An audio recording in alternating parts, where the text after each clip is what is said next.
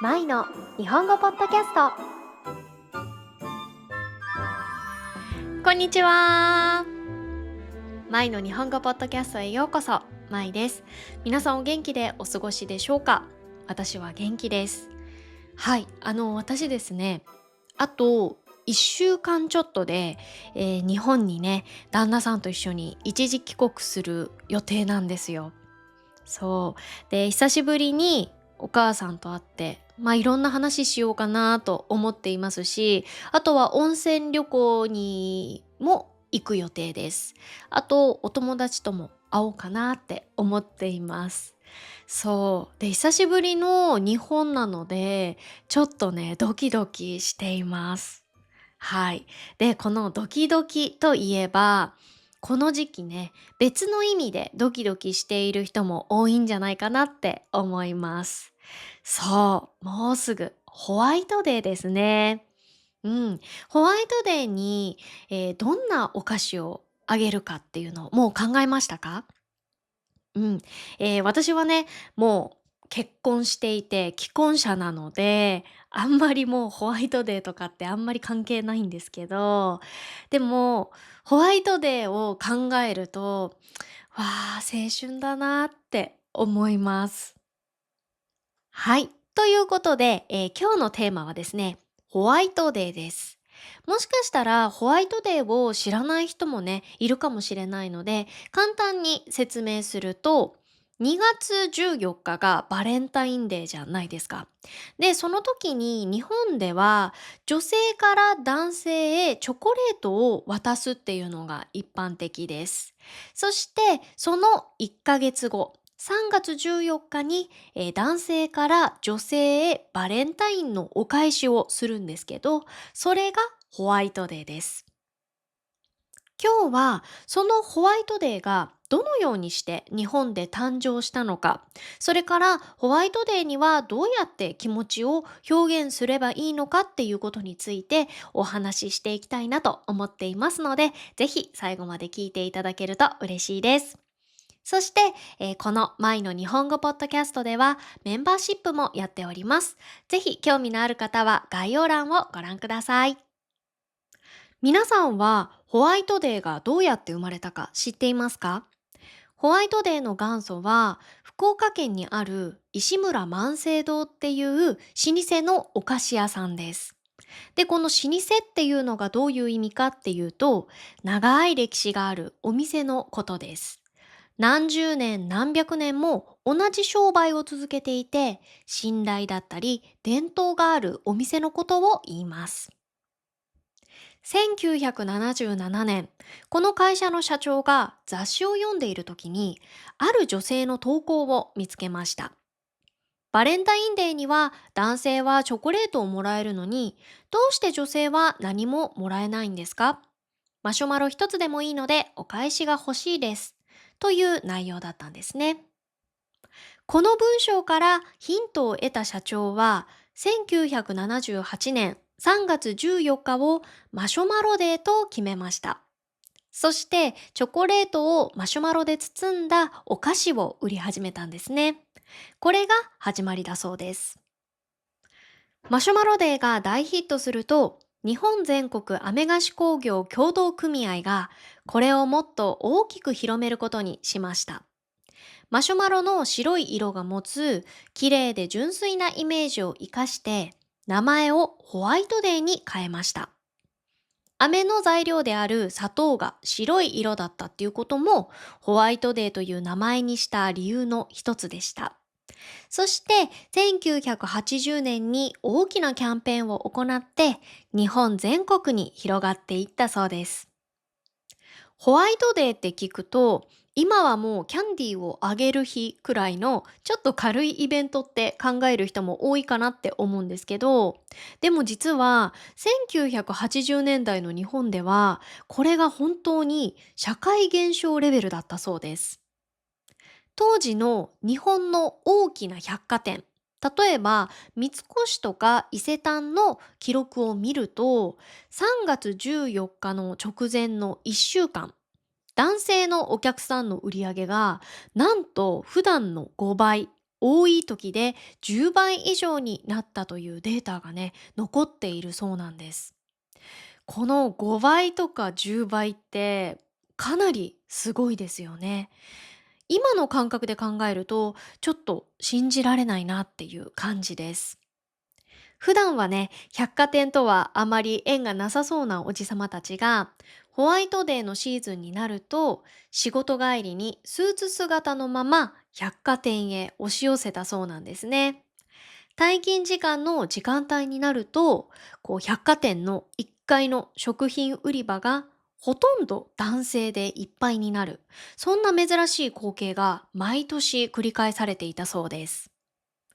マスコミでもこれをまるでおなじみのニュースのように取り上げていたそうです。普段は百貨店の近くにも行かないおじさんたちが列に並んでマシュマロを買う。こんな表現が何度も繰り返し登場するほどだったそうです。そしてホワイトデーが男性たちにとって少し怖いものになっていく文化が生まれます。それが有名な3倍返し。3倍お返し文化です。1980年代半ば頃から日本の雑誌でホワイトデーのお返しは3倍が常識という記事が次々と出始めたそうなんですね。問題はこれがただの流行語では終わらなかったっていうことなんですよ。男性の立場からするとほとんど社会的なプレッシャー、ちょっと税金みたいな、そんな雰囲気にまで感じられたっていう話が多いですね。で、実はこれは売り上げを伸ばすための企業側の作戦だったんですね。でも当時の日本はバブル時代で経済的に余裕があったのでね、ほとんどの男性がそのようにしたそうです。なので当時の雰囲気を見ると心の中ではなんで3倍なんだろうって思いながらも結局は仕事帰りにプレゼントを買いに行くっていう流れができていたそうなんですね。そしてこのホワイトデーの熱気がどれほど大きかったかっていうと学校にも影響を与えるほどだったそうです。1980年代半ばから日本の中学高校でホワイトデーに男子生徒がお菓子をあまりにもたくさん持ってくるため授業の雰囲気が乱れるとしていわゆるホワイトデーのお菓子持参禁止、持ってきちゃダメですっていうような規則を出す学校が出始めたそうです。日本の青春ものによく出てくるシーンで、好きな女の子の机にこっそりお菓子を入れて、さっと逃げたりね。あとは休み時間に廊下でお菓子を渡したり、で、それを友達が後ろでニヤニヤしながら、見てるみたいな。ああいう場面っていうのは、ただの漫画的な演出っていうよりかは、当時の学校の空気をそのまま映したお決まりのシーンとして広まっていったのがちょうどこの時期だったと言われています。そして初期のホワイトデーを語る上で外せないのがマシュマロなんです。先ほど話したようにもともと初期はマシュマロデーでしたよね。なので3月初めになると全国の青果店でマシュマロが品切れになることがよくあったそうです。ホワイトデーのプレゼントを買わなきゃいけないのに、肝心のマシュマロがないんですね。なので男性たちは自然に代わりの商品を探すようになりました。マシュマロの代わりにクッキーを探したり、もしくはキャンディーを探したり、そうやって別のお菓子へと広がっていって少しずつ変わっていったんですね。で、これが全体的に製菓業界の立場からすると大ヒットになりました。もともと3月っていうのはいわゆる閑散期にあたる時期なんですけど、ホワイトデーのおかげで製菓業界全体が過去最高レベルの売り上げを記録するっていう奇跡が起こったんですね。で、この閑散期っていうのがどういう意味かっていうと、人が少なくて商売や仕事があまり忙しくない時期のことを言います。つまり日本ではホワイトデーっていうのは社会や経済にまで影響を与えたかなり大きなイベントだったんです。じゃあマシュマロデー、そしてホワイトデーを生み出した石村万盛堂というお店はその後どうなったかっていうと、実はですね、驚くことに今も福岡を代表する老舗菓子店としてしっかりその地位を守り続けているんです。石村万盛堂は1905年創業なので、今年でなんと創業121周年だそうです。実はコロナの影響で会社を続けるのがとっても大変な時期があったんですね。一時は会社の持ち主が変わることにもなりました。でも博多のシンボルをなくしてはいけないっていう、地域企業の支えによって見事に立て直すことができました。そして2021年には本店をとってもおしゃれで現代風の建物にリニューアルしました。伝統の味は守りながら雰囲気はスタイリッシュに変えて、今では福岡に旅行に来た多くの人が立ち寄る有名なお店として完全に復活しているそうです。ホワイトデーの元祖であるマシュマロ菓子鶴の子も今もベストセラーとして愛されています。もし福岡に行く機会があれば一度立ち寄ってみてくださいね。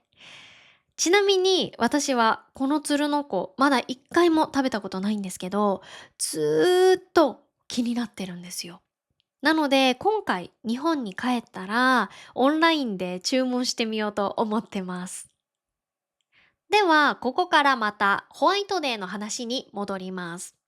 実はホワイトデーが日本全国でここまで広まった背景には日本特有の文化も関係しています。それがお返し文化です。このお返しっていう言葉聞いたことありますか？そのまま解釈すると、当礼とか宝刀っていう意味になるんですけど、ただありがとうと言って終わりにするのではなくって、もらった行為や品物に対してきちんと形あるもので返すっていう習慣があります。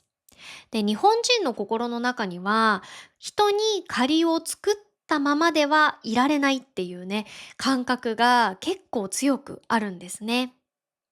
なので、プレゼントをもらったまま何もしないでいると失礼だって感じたりね、あとは迷惑をかけている状態かもしれないって思ってしまったりするんですよ。だから2月14日にチョコレートをもらったら男性の心の中には、ああ近いうちにちゃんとお返ししなきゃっていう宿題が生まれるわけなんですね。この心理をうまくついたのがホワイトデーのマーケティングでした。面白いのはこれが恋人同士だけの話ではないっていうことです。職場の同僚同士でもこのお返しっていうのはとっても徹底しています。この前もねお話ししましたよね。義理チョコ。これは会社の同僚などに配るチョコレートのことです。もし義理チョコをもらったら、たとえ気が進まなかったとしても、3月14日にキャンディーとかクッキーでお返しをすることで関係のバランスが取れるっていうふうに日本では考えられています。つまりホワイトデーは日本のもらったら必ず返す文化から生まれたとても日本らしい記念日なんですね。お返し文化については今度もう少し詳しくお話ししようかなって思っていますので、ぜひ楽しみにしていてください。そしてこれを聞いている男性の皆さん、安心してください。最近は昔のような3倍返しっていう雰囲気はもうほとんどありません。日本も以前お話しした通り、義理チョコ文化自体が少しずつ減ってきているっていう感じですね。3倍返しのプレッシャーっていうのはもうほとんどなくなりましたが、ホワイトデーの習慣自体は今も続いています。3月14日には男性が告白の意味でキャンディーを渡したり、あとは2月14日のバレンタインデーにもらったチョコレートのお返しとしてキャンディーを渡したりします。で、実はですね、この時に渡すお菓子の種類によって意味が違うっていうちょっとしたルールがあるんです。もし今好きな日本人女性がいる方は、ここちゃんと聞いておいてくださいね。まずはキャンディーです。これは僕も君が好きだよっていう意味です。キャンディーは口の中でゆっくりと溶けて甘さが続くのでね。なので私たちの関係も甘く長く続こうっていう前向きな意味があるそうです。告白の返事としてはこれ最高ですよね。次にクッキーです。これは私たちはただの友達だよっていう意味です。食感がサクサクしていて結構ドライですよね。だから私たちの関係もさっぱりとしたドライな友達関係っていう意味が込められているそうです。そして次にマシュマロです。これは申し訳ないけどあなたのことが好きじゃないっていう意味になるそうなんですね。これちょっと衝撃的ですよね。マシュマロっていうのは、こう口の中で割とすぐ溶けてなくなるじゃないですか。なので、あなたへの感情もすぐに消えたっていう結構否定的な意味で使われるそうです。もともとはマシュマロから始まったのに、こういう意味になったっていうのはちょっと意外ですよね。そしてバームクーヘンです。これは私たちの幸せがいくつも重なってずーっと続きますようにっていう意味があると言われています。バームクーヘンはもともとドイツのお菓子なんですけど、切った時の断面が木の年輪みたいに見えますよね。で、この年輪っていうのは木が毎年一つずつ重ねていく線のことを言います。つまり時間を表しているんですね。木が風や雨に耐えながら少しずつ少しずつ年輪を重ねて大きくなっていくように、二人の幸せや時間もこの年輪のように一つ一つ積み重なっていきますようにっていう、そんな願いが込められているんですね。もちろん今はこれをそこまで厳密に守っているわけではありません。